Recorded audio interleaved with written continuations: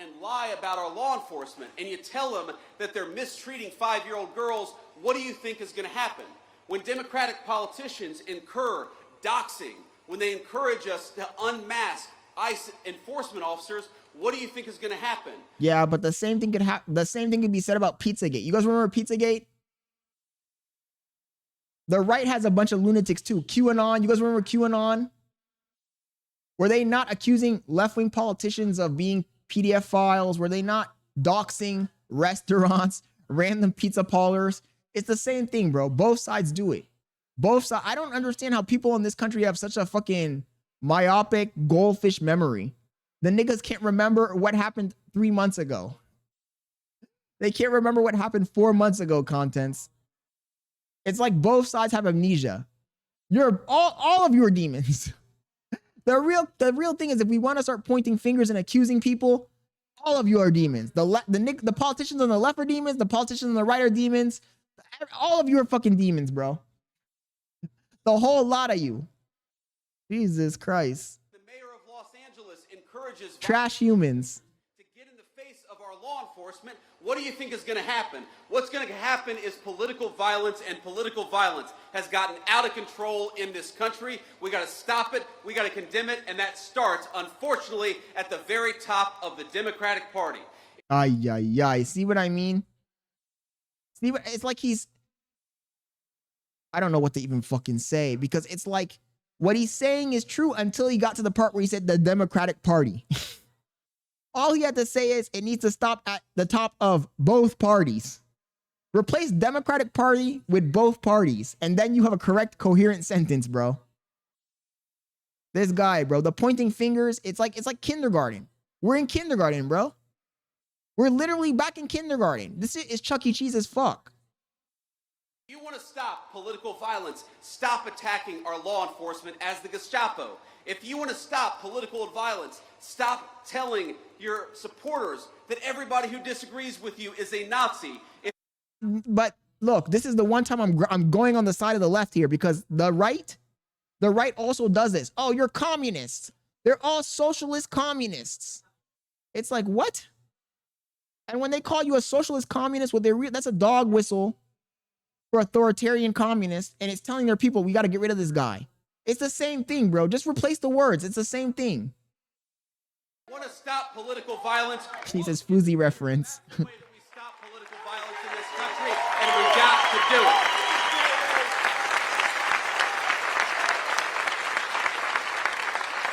it. This type of language is incendiary, and all it does is galvanize your base and create a scenario where more violence will happen.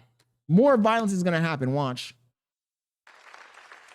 And while we're all mourning and rooting for and praying for everybody who was injured at that ICE facility, and as far as we know, it looks like some of the detainees, in other words, some of the potential illegal aliens, were some of those who were affected. Look, just because we don't support illegal aliens, we don't want them to be executed by violent assassins engaged in political violence either. So we're praying both for our ICE agents, but also for everybody who's affected by this terrible attack.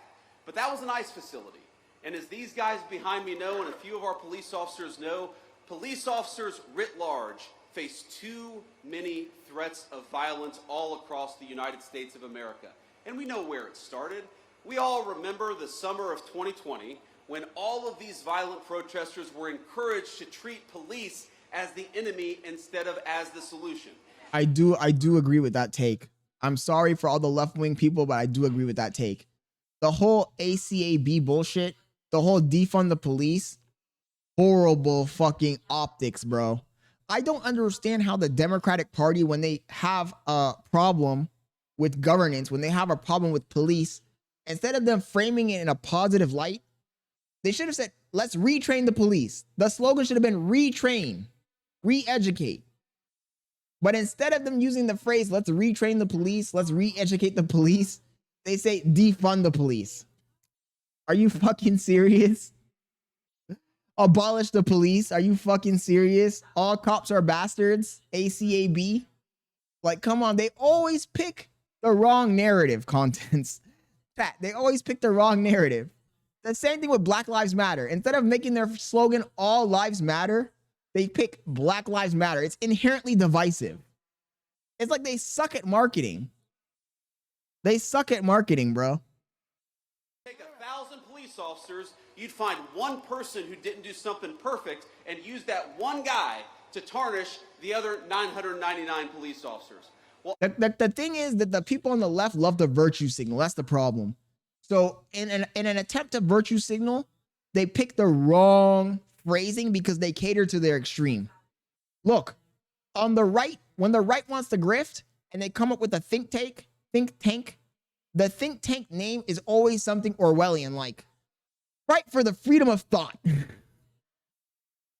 Union for the perseverance of youth values.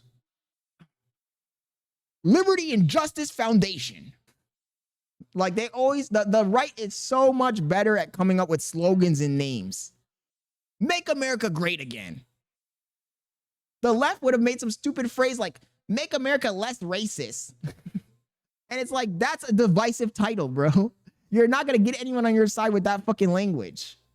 I don't understand why they're so bad at it, bro. You would think everybody always says that leftists, communists are propaganda masters. Well, apparently in America, the left wing, the propaganda wing, does not know how to do propaganda because their propaganda sucks. Their propaganda sucks. They can never come up with good names.